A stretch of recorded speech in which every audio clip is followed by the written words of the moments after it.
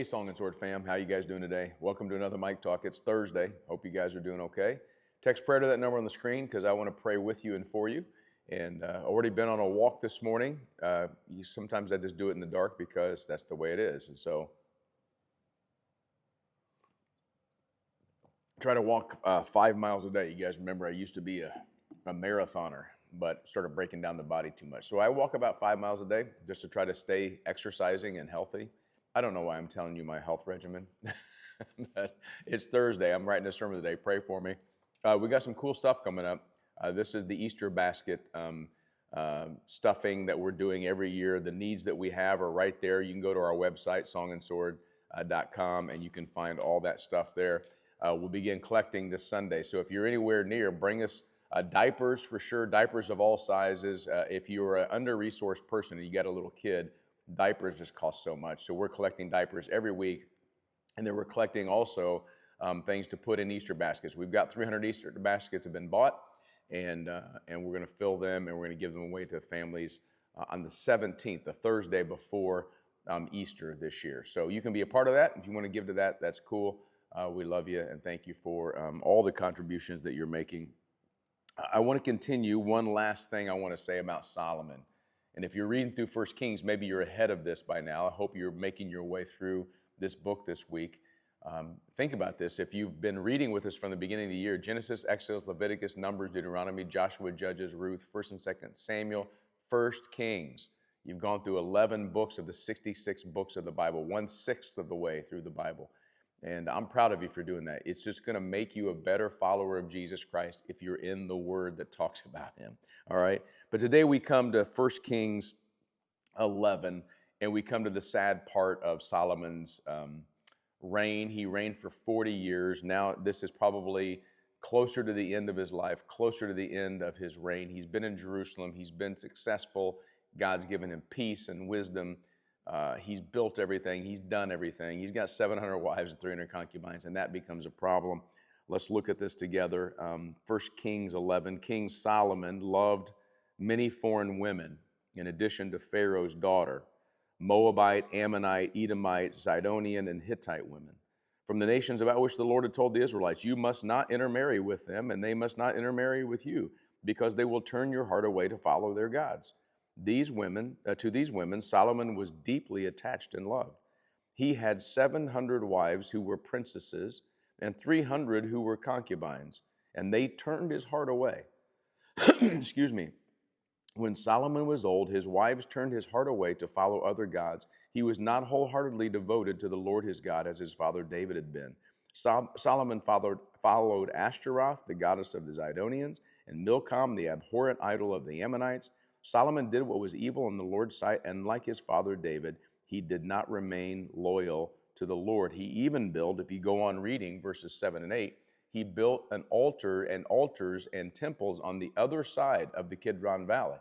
So here's this incredible structure, the temple of God that he made. But on the other side, he made other structures for false gods, including, you'll read, Chemosh. He's abhorrent here because he was the God that accepted children's sacrifices. They would sacrifice their kids to this idol. And you can imagine how heartbreaking that was to God. I'm looking at a word here because the word in Hebrew is natah. Natah is the word that we translate here, turned his heart, turned away. Natah means to curve or to bend or to stretch.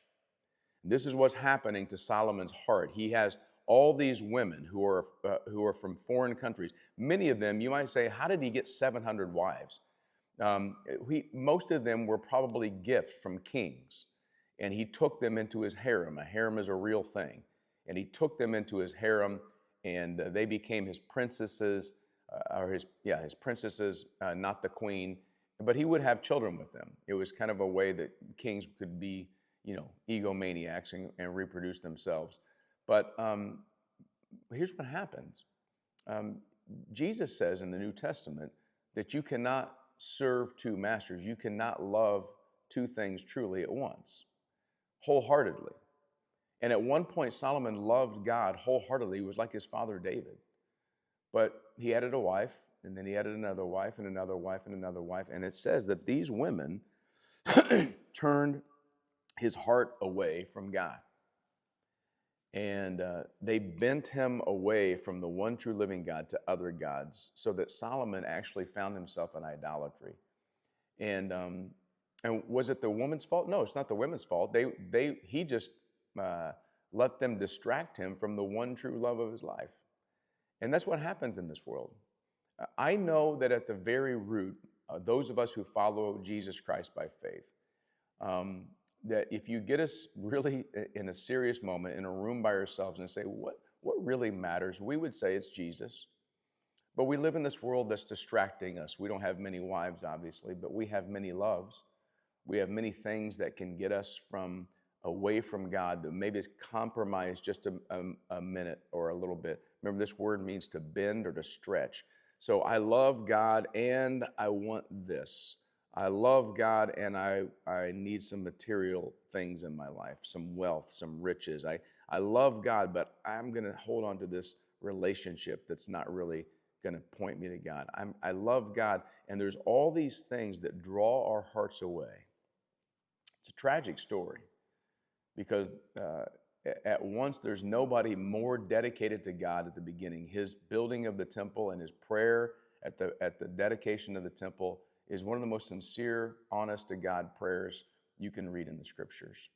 And Solomon, this man of wisdom, his name Shlomo, in Solomon, Shalomo, means peace.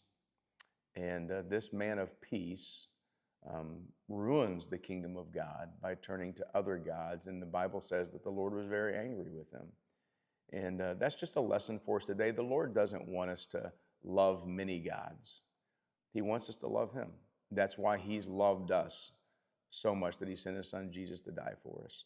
And today it's just something for us to think. I'm going to be writing a sermon, and again, I told you yesterday I'm working on Hezekiah and this prayer that he prays, and it's an important teaching, but today I'm going to focus on this. I don't want many loves. I just want to love God. Love the Lord your God with all your heart and soul and might. And that's what Jesus says, and that's what Moses taught us, and that's the goal for the day. If I love many, many things, then I won't be able to love God the way I should. Solomon's the one who gives us the example. Don't turn your heart towards anything else today. Turn it towards God. Love you guys. Peace.